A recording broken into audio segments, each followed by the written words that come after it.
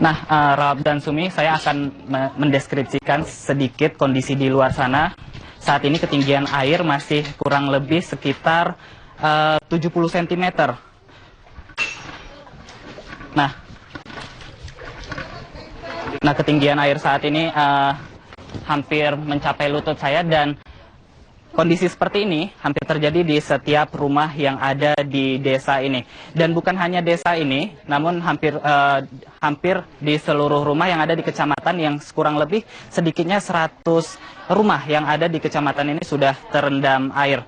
Dan kami bisa menginformasikan sedikit bahwa di Kabupaten Aceh Barat terdapat 12 kecamatan ataupun 12 kecamatan yang ada di Kabupaten Aceh Barat, dan hampir seluruh kecamatan ini mengalami banjir. Dan yang menjadi penyebabnya salah satunya adalah meluasnya perambahan lahan yang terjadi di beberapa hutan di wilayah Kabupaten Aceh Barat ini.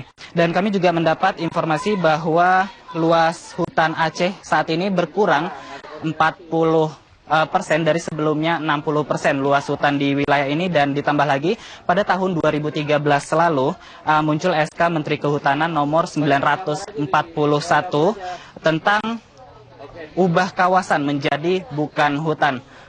Pergerakan.